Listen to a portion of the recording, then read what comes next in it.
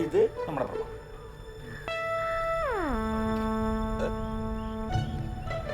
എടാ അതിന് നമ്മുടെ പ്രമാണത്തിൽ ഈ 2 സെന്റ് സ്ഥലം ഇല്ലല്ലോ. ഇല്ല. അപ്പൊ പിന്നെ ഇത് വേറൊരു പ്രമാണത്തിന്റെ കോപ്പിയാണ്. അതെന്തിനാ? അതായത് ആ പോണ പഞ്ചായത്ത് സെക്രട്ടറി സാറില്ലേ, ആ സാറ് നമ്മൾ അമ്പിളിക്കുട്ടിന്റെ അമ്മാവ ഉണ്ടായിരുന്നല്ലേ, കൗൺസിലറായിരുന്നു മരിച്ചയാള്. അവരെന്റെ കൂടെ ചേർന്നിട്ട് അനധികൃതമായിട്ടൊരു ബിൽഡിംഗ് പെർമിഷൻ കൊടുത്തു.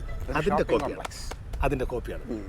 അപ്പൊ ഈ കോപ്പി അമ്മാവാ, അമ്പിളിക്കുട്ടൻ്റെ അമ്മാവനും ഈ സെക്രട്ടറി അലവലാതെയും കൂടെ ചേർന്നാണ് അന്ന് കൈക്കൂലിയൊക്കെ ഇളുത്ത് മേടിച്ചിട്ട് ആ കച്ചവടം നടത്തി പെർമിഷൻ കൊടുത്തതൊക്കെ. ഇപ്പൊ ഇത് പുറത്തറിഞ്ഞ ആ പോകുന്ന സാറിന്റെ പണി അങ്ങ് പോകും. അതുകൊണ്ടാണ് മാറ്റി കുത്തിയത്.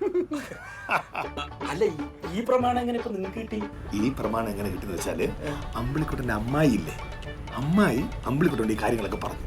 ഓ, മനസ്സിലായില്ല? അമ്മാവൻ അമ്മായിയോട് ഈ രഹസ്യങ്ങളൊക്കെ പറഞ്ഞിട്ടുണ്ടേ.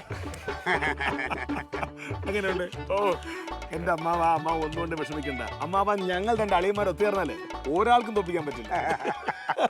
അത് നേരാ. എന്റെ 2 മരുമക്കളും എന്റെ ഒപ്പം ഉണ്ടെങ്കിണ്ടല്ലോ ഈ അഴകേശനെ തോൽപ്പിക്കാൻ ആർക്കും പറ്റില്ല. പിന്നെ അല്ല. എന്നാലും അമ്പിളിക്കുട്ടന്റെ അമ്മായിനെ എനിക്കൊന്ന് കാണണം.